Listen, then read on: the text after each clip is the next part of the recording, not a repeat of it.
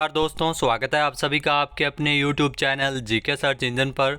तो दोस्तों, जैसा कि आप सभी को पता है, आज 1 फरवरी को बजट है वो जारी किया गया है। जी हाँ, केंद्रीय बजट जारी हुआ है जिसमें महत्वपूर्ण बातें जो एग्ज़ाम पॉइंट ऑफ व्यू से काफ़ी इंपॉर्टेंट है, उन सभी को हम इस वीडियो में डिस्कस करने वाले हैं। तो पूरा वीडियो बहुत ध्यान से देखना। वीडियो की जो PDF फाइल है वो आप वीडियो के डिस्क्रिप्शन बॉक्स से डाउनलोड कर सकते हैं। तो चलिए स्टार्ट करते हैं। केंद्रीय वित्त मंत्री निर्मला सीतारमण, जिन्होंने बजट पेश किया है 1 फरवरी को, स्वतंत्र भारत में लगातार 5 बजट पेश करने वाली ये छठी वित्त मंत्री है। ये दिग्गजों की चुनिंदा जो लिस्ट में शामिल हो गई है। जी हाँ, अन्य वित्त मंत्रियों में लगातार 5 बजट पेश किया, जिसमें अरुण जेटली, पी चिदम्बरम, यशवंत सिन्हा, मनमोहन सिंह और मोरारजी देसाई इसमें शामिल थे। तो चलिए बात करते हैं बजट की महत्वपूर्ण बातें। जी हाँ, बजट 2023-24, जिसमें आपको ये ध्यान रखना है 7 प्रमुख प्राथमिकताएं: समावेशी विकास, अंतिम मील तक पहुंचना, बुनियादी ढांचा और निवेश, इसके अलावा क्षमता को उजागर करना, हरित विकास और युवा और वित्तीय क्षेत्र। तो 7 प्रमुख प्राथमिकताएं हैं जो बजट की है।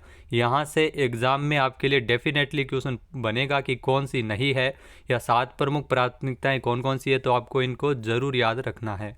इसके अलावा बजट की जो 7 बिंदु है वो सप्त ऋषि की तरह कार्य करेंगे, जो मार्गदर्शन करेंगे देश का। तो 7 प्रमुख प्राथमिकताएं हैं वो बजट की रखी गई है। इस बार विशेषता है 2023-24 बजट की।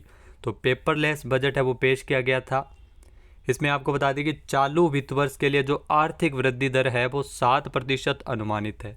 तो ये आप जरूर ध्यान रखना, एग्जाम में डायरेक्ट आएगा। चालू वित्त वर्ष के लिए आर्थिक वृद्धि दर है वो कितनी है? 7% अनुमानित है। प्रति व्यक्ति आय दोगुना हुई है। 1.97 लाख है वो प्रति व्यक्ति आय बढ़कर दोगुना हो गई है। इसके अलावा प्रधानमंत्री आवास योजना, जी हाँ, प्रधानमंत्री आवास योजना का बजट है वो 66% बढ़ाकर 79,000 करोड़ रुपए किया गया है। प्रधानमंत्री आवास योजना के लिए बजट है वो बढ़ाया गया है। इसके अलावा प्रधानमंत्री गरीब कल्याण अन्न योजना, जिसके तहत 2 लाख करोड़ रुपए केंद्र सरकार द्वारा वहन किया जा रहा है। अंत्योदय योजना के तहत गरीबों के लिए मुफ्त खाद्यान्न की आपूर्ति को 1 वर्ष तक के लिए और बढ़ाए। तो ये महत्वपूर्ण निर्णय लिया गया है प्रधानमंत्री गरीब कल्याण अन्न योजना के अंतर्गत। इसके अलावा आर्टिफिशियल इंटेलिजेंस यानी AI में भारत को बढ़त दिलाने के लिए देश में 3 सेंटर ऑफ एक्सीलेंस सेंटर बनाए जाएंगे। जी हाँ, 3 सेंटर ऑफ एक्सीलेंस सेंटर बनाए जाएंगे, जिसका मुख्य उद्देश्य AI क्षेत्र में देश के युवाओं को पढ़ाई का विश्व स्तरीय सुविधाएं दिलाना है। जी हाँ, मेक AI इन इंडिया और make AI work for India को बढ़ावा देने के उद्देश्य से आर्टिफिशियल इंटेलिजेंस के ये 3 सेंटर बनेंगे, जो अलग अलग जो 3 आला संस्थानों में बनाए जाएंगे। इसके अलावा डिजिटल लेन देन, जी हाँ, डिजिटल लेन देन के लिए पहचान के तौर पर आधार कार्ड को इसमें स्वीकार किया जाएगा। तो ये भी घोषणा की गई है, आधार कार्ड को डिजिटल लेन देन के लिए स्वीकार किया जाएगा। इसके अलावा देश के सभी शहरों और कस्बों में सेप्टिक टैंकों में और सीवरों की 100% सफाई है वो मशीन के माध्यम से की जाएगी। तो ये नया निर्णय लिया गया, देश के सभी शहरों और कस्बों में सेप्टिक टैंक और सीवरों की जो सीवर की सफाई है वो करते हैं, तो उसको आदमी न करके मशीनों के द्वारा इसमें करवाई जाएगी। इसके अलावा वरिष्ठ नागरिक खाता स्कीम की सीमा अब 4.5 लाख रुपए से बढ़ाकर 9 लाख की गई है। इसके अलावा 3 वर्षों में 47 लाख युवाओं को सहायता प्रदान करने के लिए एक अखिल भारतीय राष्ट्रीय शिक्षुता योजना के तहत प्रत्यक्ष लाभ हस्तांतरण शुरू करने की घोषणा भी की गई है। इसके अलावा पशुपालन, डेयरी और मत्स्य पालन पर ध्यान देते हुए कृषि ऋण लक्ष्य को बढ़ाते हुए 20 लाख करोड़ रुपए, जी हाँ, कृषि ऋण है जिसके बढ़ाते हुए 20 लाख करोड़ रुपए इसमें किया जाएगा। भारतीय रेलवे के लिए भी 2.40 लाख करोड़ का आवंटन करने की व्यवस्था की गई है, जो अब तक का ध्यान रखना सबसे बड़ा है। इससे पहले 2013-14 में आवंटन किया गया था, उससे 9 गुना है, 2.40 लाख करोड़ रुपए है वो भारतीय रेलवे के लिए बजट है वो आवंटित किया गया है। इसके अलावा राज्य सरकारों को 15 साल के लिए इंटरेस्ट फ्री लोन दिया जाएगा और उसे 1 साल के लिए और बढ़ाया जाएगा। तो इसमें भी 1 साल के लिए बढ़ाया गया है। प्रधानमंत्री PVTG यानी खास तौर पर जो वंचित आदिवासी समूह डेवलपमेंट मिशन की शुरुआत है वो की जाएगी आदिवासियों के लिए। अगले 3 सालों में सरकार के द्वारा आदिवासी छात्रों को समर्थन देने वाले 740 एकलव्य मॉडल स्कूलों के लिए 38,800 शिक्षकों और सहायक कर्मचारियों की नियुक्ति की जाएगी। तो ये रोजगार के उद्देश्य से 38,800 शिक्षकों और सहायक कर्मचारियों की नियुक्ति है वो 740 एकलव्य मॉडल स्कूलों में की जाएगी। इसके अलावा अगले 3 साल अमृत धरोहर योजना लागू की जाएगी। नई योजना है, ध्यान रखना, अमृत धरोहर योजना, जिसमें दलदली जमीन, इको टूरिज्म और स्थानीय समुदायों को रोजगार देने पर ध्यान दिया जाएगा। इसके अलावा देश में 50 नए एयरपोर्ट बनाए जाएंगे। 157 नए नर्सिंग कॉलेज भी देश में स्थापित किए जाएंगे। युवाओं को अंतर्राष्ट्रीय बाजार से तैयार करने के लिए अलग अलग राज्यों में 30 स्किल इंडिया इंटरनेशनल सेंटर, जी हाँ ये ध्यान रखना, कितने बनाए जाएंगे? 30 स्किल इंडिया इंटरनेशनल सेंटर जो अंतर्राष्ट्रीय बाजार के लिए युवाओं को तैयार करने के लिए अलग अलग राज्यों में बनेंगे। तो यहाँ से भी एग्जाम में क्वेश्चन बनने वाला है। इसके अलावा सरकार के द्वारा 1 करोड़ किसानों को ऑर्गेनिक खेती से जोड़ने के लिए, उन्हें अपनाने के लिए प्रेरित करने के लिए 10,000 बायो इनपुट रिसर्च सेंटर, जी हाँ 10,000 बायो इनपुट रिसर्च सेंटर है वो किसानों के लिए इसमें बनाए जाएंगे। युवा उद्यमियों द्वारा कृषि स्टार्टअप को प्रोत्साहन देने के लिए एक कृषि त्वरक कोष भी स्थापित किया जाएगा। तो ये नया निर्णय है, कृषि त्वरक कोष की स्थापना की जाएगी कृषि स्टार्टअप को प्रोत्साहन देने के उद्देश्य से। इसके अलावा भारतीय बाजरा अनुसंधान संस्थान को उत्कृष्टता केंद्र के रूप में समर्थन दिया जाएगा। जी हाँ, भारतीय बाजरा अनुसंधान संस्थान जिसे उत्कृष्टता केंद्र के रूप में समर्थन दिया जाएगा। 5G के लिए 100 लैब भी डेवलपमेंट की जाएगी। जी हाँ, 5G जो इंटरनेट के लिए 100 लैब डेवलप किए जाएंगे और इस लैब में बने डायमंड को बढ़ावा देने के लिए 5 साल के लिए जो IIT को ग्रांट भी इसमें दिया जाएगा।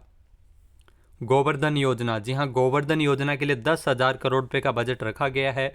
न्याय में देरी न हो इसके लिए ई कोर्ट, जी हाँ ई कोर्ट के लिए 7,000 करोड़ रुपए का आवंटन किया जाएगा।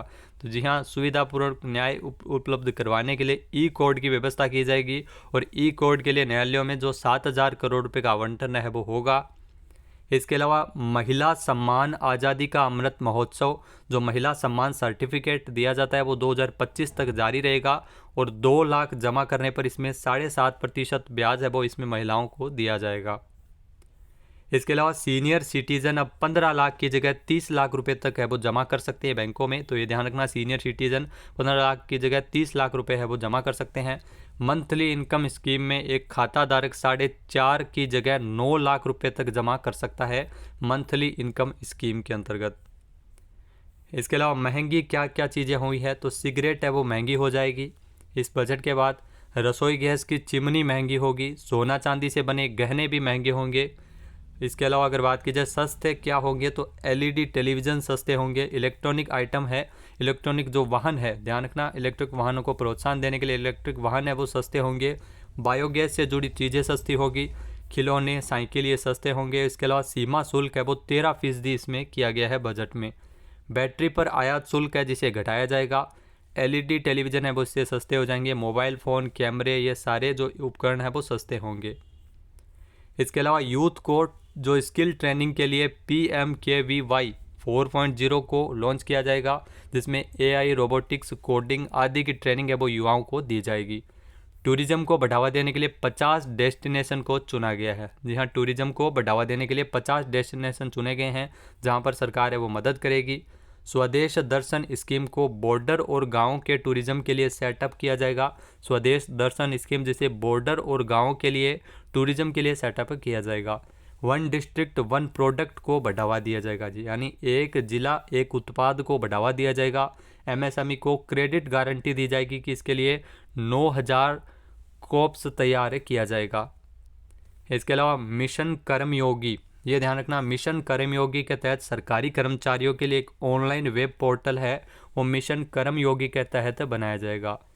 पर्सनल इनकम टैक्स को लेकर भी बहुत महत्वपूर्ण घोषणाएं सरकार के द्वारा की गई है। अभी सालाना 5 लाख रुपए तक की आय पर कोई जो इनकम टैक्स है वो नहीं देते हैं। इस स्तर को 7 लाख तक बढ़ाया गया है, यानी 7 लाख तक अब कोई भी टैक्स है वो नहीं लगेगा। जो पहले 5 लाख तक नहीं लगता था उसे बढ़ाकर 7 लाख किया गया है। इसके अलावा नेक्स्ट जनरेशन टैक्स फॉर्म जारी किया जाएगा जो सरल होगा और आसानी से टैक्स भरा जा सके, इसके लिए नेक्स्ट जनरेशन टैक्स फॉर्म भी जारी किया जाएगा। इसके अलावा अगर बात की जाए कॉरपोरेशन सेक्टर में 31 मार्च 2024 तक कार्य शुरू करने वाली नई कंपनियों को 15% छूट है वो कॉरपोरेशन सेक्टर के अंतर्गत दी जाएगी।